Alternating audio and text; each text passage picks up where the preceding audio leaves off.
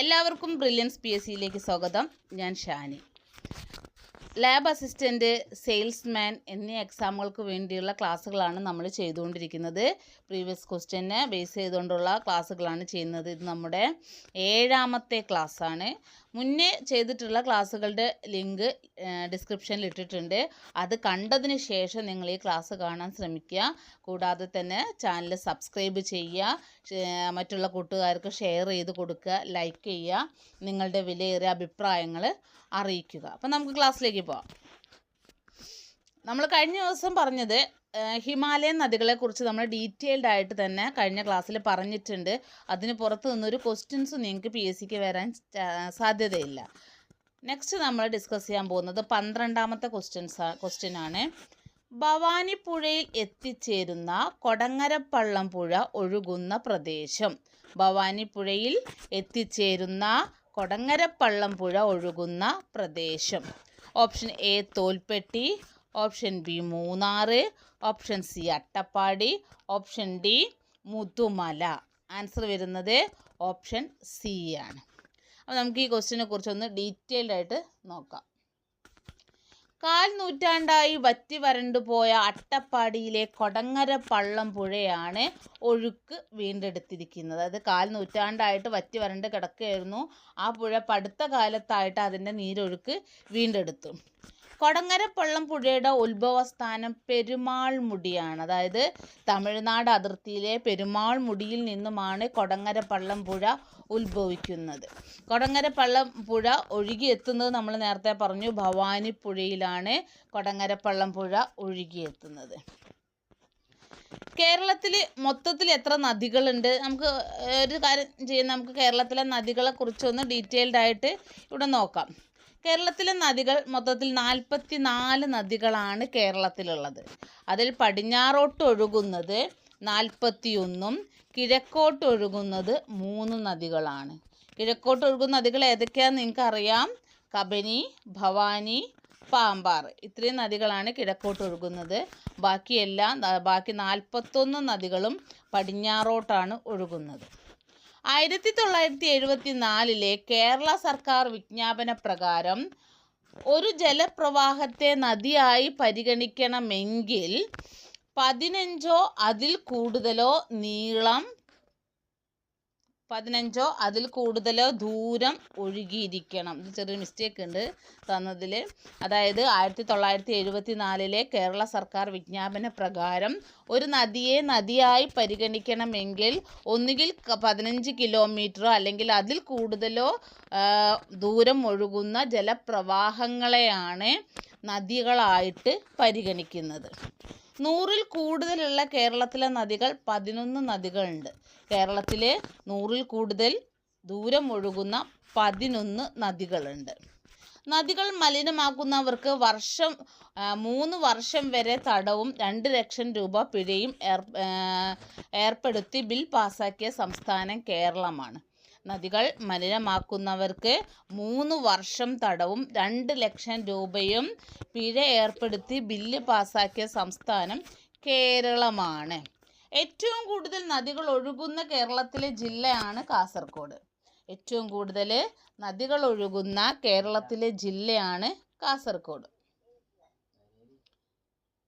ഇനി കേരളത്തിലെ ഏറ്റവും വലിയ നദിയാണ് പെരിയാർ. കേരളത്തിലെ ഏറ്റവും വലിയ നദി പെരിയാറാണ്.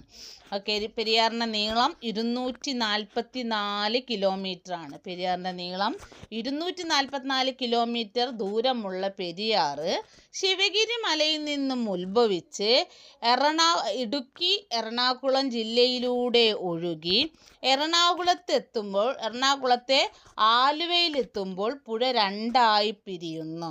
എറണാകുളത്ത് ആലുവ എന്ന് പറയുന്ന സ്ഥലത്ത് എത്തുമ്പോൾ പുഴ 2ആയി പിരിയുന്നു. ഒന്ന് മംഗലം പുഴ, മറ്റേത് മാർത്താണ്ഡം പുഴ. മംഗലം പുഴ എന്നും മാർത്താണ്ഡം പുഴ എന്നും 2ആയിട്ട് വിഭജിക്കുന്നു. ഇതിൽ മംഗലം പുഴ ചാലക്കുടി പുഴയിലും മാർത്താണ്ഡം പുഴ വേമ്പനാട്ട് കായലിലുമാണ് പതിക്കുന്നത്. പക്ഷേ പെരിയാറിൻ്റെ പതനസ്ഥാനം എവിടെയെന്ന് ചോദിച്ചാൽ വേമ്പനാട്ട് കായൽ എന്ന് തന്നെയാണ് അതിൻ്റെ ആൻസർ. ഈ അടുത്ത കാലത്തായി പെരിയാറിൻ്റെ പതനസ്ഥാനം ചോദിച്ചിട്ട് ഒരു ക്വസ്റ്റ്യൻ വന്നിരുന്നു PSCയിൽ. അന്ന് പക്ഷേ അതിൽ വേമ്പനാട്ട് കായൽ എന്ന് പറയുന്ന ഒരു ഓപ്ഷൻ ഉണ്ടായിരുന്നില്ല, പകരം അറബിക്കടൽ എന്ന് പറയുന്ന ഒരു ഓപ്ഷൻ ഉണ്ടായിരുന്നു. അപ്പോൾ അതിൻ്റെ ആൻസർ അന്ന് അറബിക്കടലായിരുന്നു, കാരണം വേമ്പനാട്ട് കായൽ പിന്നീട് എത്തിച്ചേരുന്ന അറബിക്കടലിലാണ്. അങ്ങനെ വരുന്ന സമയത്ത് അതിൻ്റെ ആൻസർ അറബിക്കടൽ എന്നായിരുന്നു. അപ്പോൾ പെരിയാറിൻ്റെ പതനം എന്ന് പറയുന്നത് എവിടെയാണ്? വേമ്പനാട്ട് കായൽ. പെരിയാർ പതിക്കുന്നത് വേമ്പനാട്ട് കായൽ. ഉത്ഭവം ശിവഗിരി മല, നീളം 244 കിലോമീറ്റർ, ഒഴുകുന്നത് 2 ജില്ലകളിലൂടെ മാത്രമാണ്. എറണാകുളത്തുകൂടെയും ഇടുക്കിയിലൂടെയുമാണ് ഒഴുകുന്നത്. കേരളത്തിൻ്റെ ജീവരേഖ എന്നറിയപ്പെടുന്ന നദിയാണ് പെരിയാർ. കേരളത്തിൻ്റെ ജീവരേഖ എന്നറിയപ്പെടുന്ന നദി പെരിയാറാണ്. പെരിയാറിനെ അർദ്ധശാസ്ത്രത്തിൽ ചൂർണി എന്നാണ് പരാമർശിക്കുന്നത്. പെരിയാറിനെ അർദ്ധശാസ്ത്രത്തിൽ ചൂർണി എന്ന് പരാമർശിക്കുന്നുണ്ട്. അതുപോലെ ശങ്കരാചാര്യർ പൂർണ്ണ എന്ന് വിളിച്ചിരുന്ന നദിയാണ് പെരിയാർ. ശങ്കരാചാര്യർ പൂർണ്ണ എന്ന് വിളിച്ചിരുന്ന നദി പെരിയാറാണ്. ആലുവ പുഴ, കാലടിപ്പുഴ എന്ന പേരിലും പെരിയാർ അറിയപ്പെടുന്നുണ്ട്. ആലുവ പുഴ, കാലടിപ്പുഴ എന്നീ പേരിലും പെരിയാർ അറിയപ്പെടുന്നുണ്ട്. അപ്പോൾ ചൂർണി എന്ന് പറയുന്നതും പൂർണ്ണ എന്ന് പറയുന്നതും കാലടിപ്പുഴ എന്ന് പറയുന്നതും ആലുവ പുഴ എന്ന് പറയുന്നതും എല്ലാം എന്ത് തന്നെയാണ്? പെരിയാർ തന്നെയാണ്. ഏറ്റവും കൂടുതൽ പോഷക നദികളുള്ള നദിയും പെരിയാറാണ്. ഏറ്റവും കൂടുതൽ പോഷക നദികളുള്ളത് പെരിയാറിനാണ്. പെരിയാറിൻ്റെ പ്രധാന പോഷക നദികളാണ് മുല്ലയാറ്, മുതിരമ്പുഴ, പെരിഞ്ഞാൻകുട്ടിയാറ്, പെരുന്തുറയാറ്, കട്ടപ്പനയാറ്, ചെറുതോണിയാറ്, ഇടമലയാറ്. ഇതൊക്കെയാണ് പെരിയാറിൻ്റെ പ്രധാന പോഷക നദികൾ എന്ന് പറയുന്നത്. ഏതൊക്കെയായിരുന്നു? ഒന്നുകൂടെ നോക്കാം. മുല്ലയാറ്, മുതിരമ്പുഴയാറ്, പെരിഞ്ഞാൻകുട്ടിയാറ്, പെരുന്തുറയാറ്, കട്ടപ്പനയാറ്, ചെറുതോണിയാറ്, ഇടമലയാറ്. ഏതൊക്കെയാ? മുല്ലയാറ്, മുതിരമ്പുഴയാറ്, പെരിഞ്ഞാൻകുട്ടിയാറ്, പെരുന്തുറയാറ്, കട്ടപ്പനയാറ്, ചെറുതോണിയാറ്, ഇടമലയാറ്. വേണമെങ്കിൽ PSC ചോദിക്കാം, താഴെ തന്നിരിക്കുന്നവയിൽ പെരിയാറിൻ്റെ പോഷക നദികൾ ഏതൊക്കെ, അല്ലെങ്കിൽ പെരിയാറിൻ്റെ പോഷക നദികൾ അല്ലാത്തത് ഏത് എന്നൊക്കെ ക്വസ്റ്റ്യൻ ചോദിക്കാം. അപ്പോൾ ആദ്യം നമ്മൾ ഇത് പഠിച്ചെങ്കിൽ മാത്രമേ അങ്ങനെ ഒരു ക്വസ്റ്റ്യൻ വന്നു കഴിഞ്ഞാൽ നമുക്ക് അറ്റൻഡ് ചെയ്യാൻ പറ്റുള്ളൂ. നെക്സ്റ്റ്, പെരിയാറിനോട് ആദ്യം ചേരുന്ന പെരിയാറിൻ്റെ പോഷക നദി ഏതാണെന്ന് ചോദിച്ചാൽ മുല്ലയാറാണ്. മുല്ലയാറാണ് പെരിയാറിനോട് ആദ്യം ചേരുന്ന പെരിയാറിൻ്റെ പോഷക നദി. കേരളത്തിൽ ഏറ്റവും കൂടുതൽ ജലം വഹിക്കുന്ന നദി ഏതാണെന്ന് ചോദിച്ചാൽ അതും പെരിയാറാണ്. കേരളത്തിൽ ഏറ്റവും കൂടുതൽ ജലം വഹിക്കുന്ന നദി പെരിയാറാണ്. കേരളത്തിൽ ഏറ്റവും കൂടുതൽ അണക്കെട്ടുകൾ സ്ഥാപിച്ചിരിക്കുന്ന നദി ഏത് തന്നെയാണ്? പെരിയാറാണ്. കേരളത്തിൽ ഏറ്റവും കൂടുതൽ അണക്കെട്ടുകൾ സ്ഥാപിച്ചിരിക്കുന്ന നദിയും പെരിയാറാണ്. കേരളത്തിൽ ഏറ്റവും കൂടുതൽ ജലവൈദ്യുത പദ്ധതികൾ സ്ഥാപിച്ചിരിക്കുന്ന നദി പെരിയാറാണ്. കേരളത്തിൽ ഏറ്റവും കൂടുതൽ ജലവൈദ്യുത പദ്ധതി സ്ഥാപിച്ചിരിക്കുന്ന നദി പെരിയാറാണ്. പെരിയാറിലെ പ്രധാന ജലവൈദ്യുത പദ്ധതികളാണ് ഇടുക്കി, പള്ളിവാസൽ, ചെങ്കുളം, പന്നിയാർ, നേര്യമംഗലം, ലോവർ പെരിയാർ. ഏതൊക്കെയാണ്? ഇടുക്കി, പള്ളിവാസൽ, ചെങ്കുളം, പന്നിയാറ്, നേര്യമംഗലം, ലോവർ പെരിയാർ. കേരളത്തിലെ ഏറ്റവും വലിയ ജലവൈദ്യുത പദ്ധതി ഇടുക്കി ജലവൈദ്യുത പദ്ധതി അല്ലേ?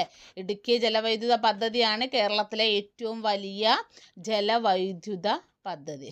കേരളത്തിലെ ആദ്യത്തെ ജലവൈദ്യുത പദ്ധതി ഏതാന്ന് ചോദിച്ചാൽ അത് പള്ളിവാസലാണ്. കേരളത്തിലെ ആദ്യത്തെ ജലവൈദ്യുത പദ്ധതി ഏതാന്ന് ചോദിച്ചാൽ അത് പള്ളിവാസലാണ് കേരളത്തിലെ ആദ്യത്തെ ജലവൈദ്യുത പദ്ധതി.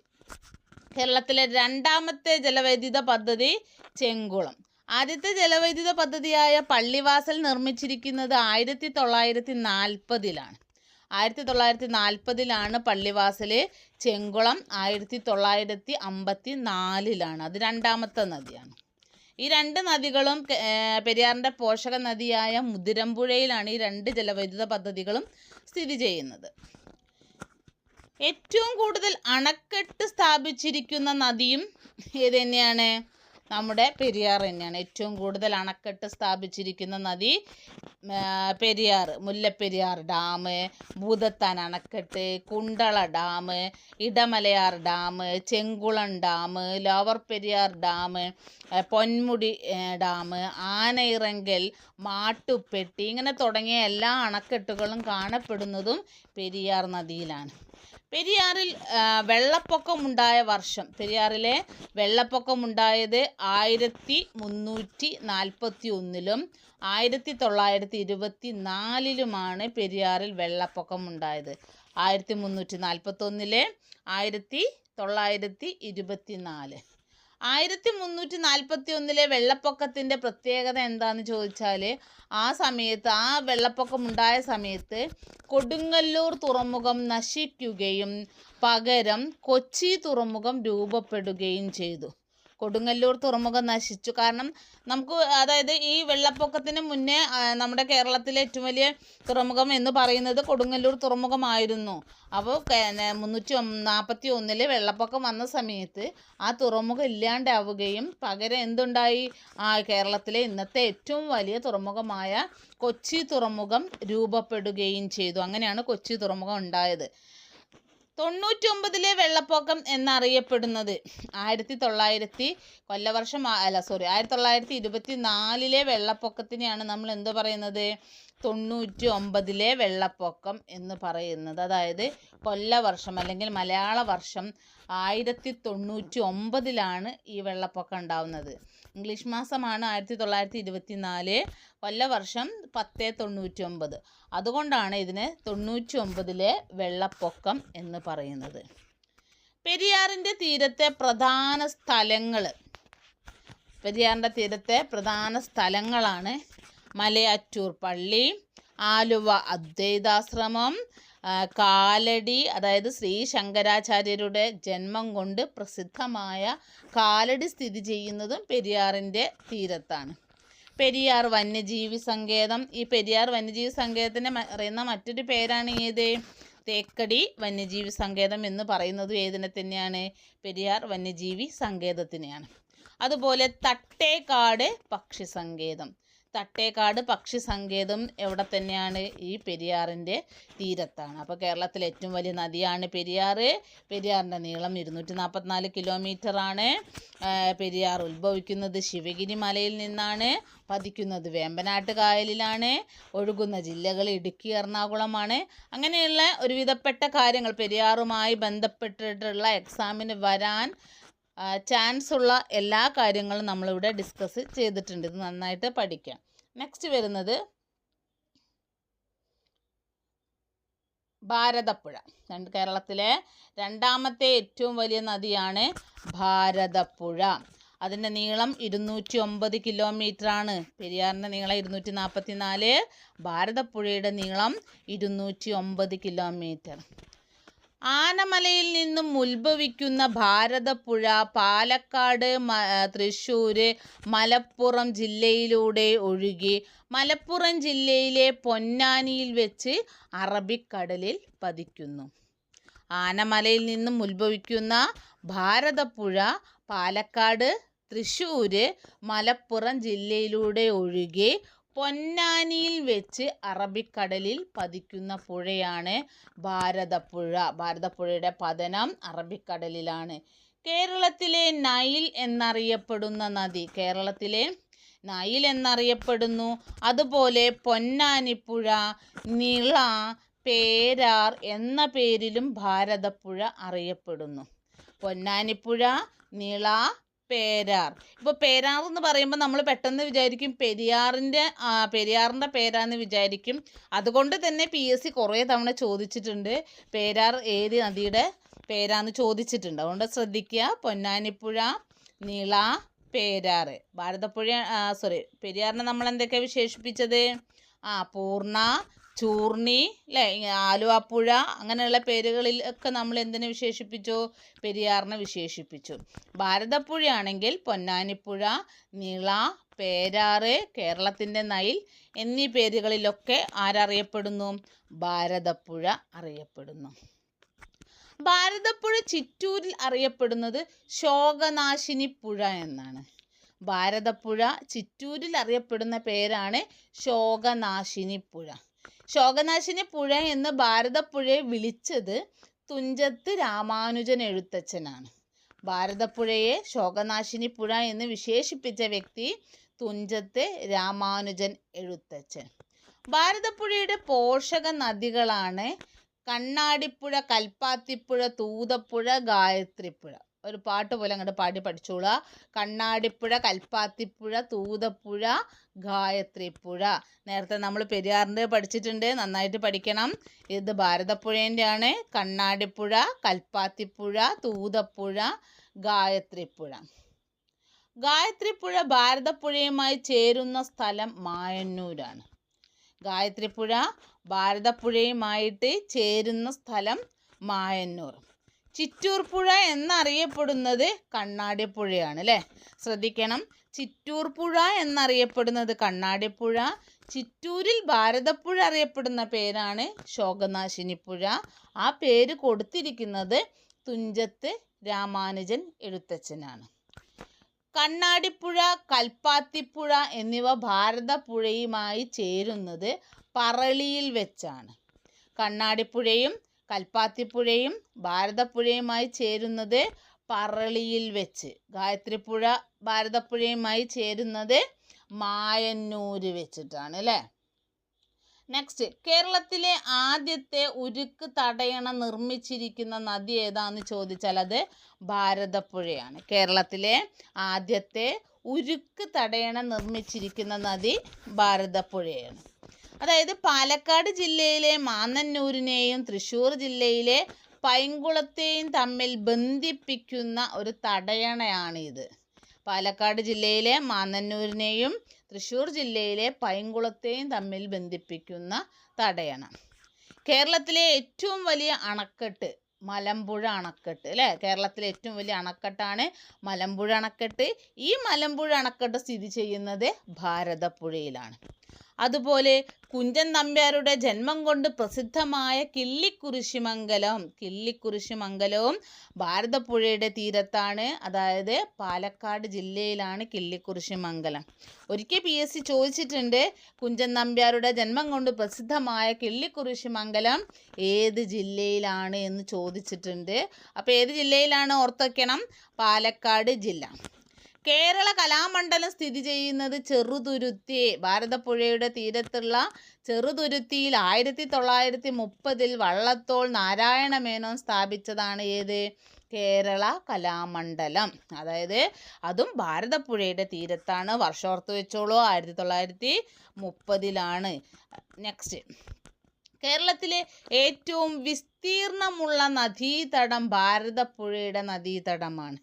കേരളത്തിലെ ഏറ്റവും വിസ്തീർണമുള്ള നദീതടം ഭാരതപ്പുഴയുടെ നദീതടമാണ്. നിളയുടെ കഥാകാരൻ ആരാ? MT വാസുദേവൻ നായർ അല്ലേ? അദ്ദേഹം അന്തരിച്ചു. നിളയുടെ കഥാകാരൻ എന്നറിയപ്പെടുന്ന വ്യക്തിയാണ് ഏത്? MT വാസുദേവൻ നായർ. അതുപോലെ നിളയുടെ കവി P കുഞ്ഞിരാമൻ നായർ. ആരാണ്? P കുഞ്ഞിരാമൻ നായരാണ് നിളയുടെ കവി. പ്രശസ്തമായ തിരുനാവായ സ്ഥിതി ചെയ്യുന്നത് ഭാരതപ്പുഴയുടെ തീരത്താണ്. പ്രശസ്തമായ തിരുനാവായ അല്ലേ? എന്താ തിരുനാവായയുടെ പ്രത്യേകത? ബലിതർപ്പണങ്ങൾക്ക് പ്രസിദ്ധമായ സ്ഥലമാണ് തിരുനാവായ. ഗാന്ധിജി, ജവഹർലാൽ നെഹ്റു, ലാൽ ബഹദൂർ ശാസ്ത്രി അങ്ങനെ നിരവധി ദേശീയ നേതാക്കളുടെ ചിതാഭസ്മം കൊണ്ടുവന്ന് ഒഴുക്കിയ ഒരു സ്ഥലവും കൂടിയാണ് തിരുനാവായ അല്ലേ? തിരുനാവായയിൽ പണ്ടൊരു ഉത്സവം നടക്കലുണ്ടായിരുന്നു. ഏതായിരുന്നു? മാമാങ്കം അല്ലേ? മാമാങ്കം നടന്നിരുന്നത് തിരുനാവായയിലെ നവാമുകുന്ദ ക്ഷേത്രത്തിൽ വെച്ചിട്ടാണ്. ഭാരതപ്പുഴയുടെ തീരത്തുള്ള നവാമുകുന്ദ ക്ഷേത്രത്തിൽ വെച്ചിട്ടാണ് മാമാങ്കം നടന്നിരുന്നത്. ഫസ്റ്റ് മാമാങ്കം നടന്നിരുന്നത് AD 829 ഫസ്റ്റ് മാമാങ്കം നടന്നിരുന്നത്. Last Mamankam AD 1755. മാമാങ്കത്തിൽ രക്ഷാപുരുഷ സ്ഥാനം വഹിച്ചിരുന്നത് വള്ളുവക്കോനാതിരിയാണോ? അല്ല, മാർത്താണ്ഡവർമ്മയാണ്. മാമാങ്കത്തിലെ രക്ഷാപുരുഷ സ്ഥാനം വഹിച്ചിരുന്നത് ആരാണ്? സാമൂതിരിയാണ് കേട്ടോ, മാർത്താണ്ഡവർമ്മയല്ല, സാമൂതിരിയാണ് മാമാങ്കത്തിലെ രക്ഷാപുരുഷ സ്ഥാനം വഹിച്ചിരുന്നത്. ചാവേറുകളെ പറഞ്ഞയച്ചിരുന്ന ആളാണ് ആര്? വള്ളുവ കോനാതിരി. അപ്പോൾ ഇപ്പോൾ മാമാങ്കമൊന്നുമില്ല. അവസാന മാമാങ്കം നടന്നത് AD 1755 മേൽപ്പത്തൂർ നാരായണ ഭട്ടതിരിയുടെ ജന്മസ്ഥലം കൂടിയാണ് ഏത്? തിരുനാവായ അല്ലേ? മേൽപ്പത്തൂർ നാരായണ ഭട്ടതിരിയുടെ പ്രസിദ്ധമായൊരു രചനയാണ് നാരായണീയം. ഇതാണ് നാരായണീയം. അദ്ദേഹത്തിൻ്റെ ജന്മം കൊണ്ട് പ്രസിദ്ധമായൊരു സ്ഥലം കൂടിയാണ് ഏത്? തിരുനാവായ. അപ്പോൾ ഇന്നത്തെ ക്ലാസ് നമ്മൾ ഇവിടെയും കൊണ്ട് അവസാനിപ്പിക്കുകയാണ്. നാളെ നമുക്ക് വീണ്ടും കാണാം. അടുത്തൊരു ക്വസ്റ്റ്യനും അതിൻ്റെ ഡിസ്കഷനുമായിട്ട് കാണാം. അപ്പോൾ നിങ്ങൾ വീണ്ടും ഞാൻ പറയുന്നു, നിങ്ങൾ ചാനൽ സബ്സ്ക്രൈബ് ചെയ്ത് തന്നെ കാണണം. നമ്മൾ എല്ലാ ദിവസവും വീഡിയോ ഇടുന്നുണ്ട്. ഓരോ ക്വസ്റ്റ്യനും അതിൻ്റെ ഡിസ്കഷനുമായിട്ടാണ്, അതായത് പ്രീവിയസ് ക്വസ്റ്റ്യനാണ് നമ്മൾ ഡിസ്കസ് ചെയ്യുന്നത്. നോട്ട് ആവശ്യമുള്ളവർ വാട്സപ്പ് കമ്മ്യൂണിറ്റി ജോയിൻ ചെയ്തുകൊണ്ട് അവിടെ നിങ്ങൾക്ക് നോട്ട് പ്രിൻ്റ് എടുക്കാവുന്നതാണ്. അപ്പോൾ എല്ലാവർക്കും നന്ദി.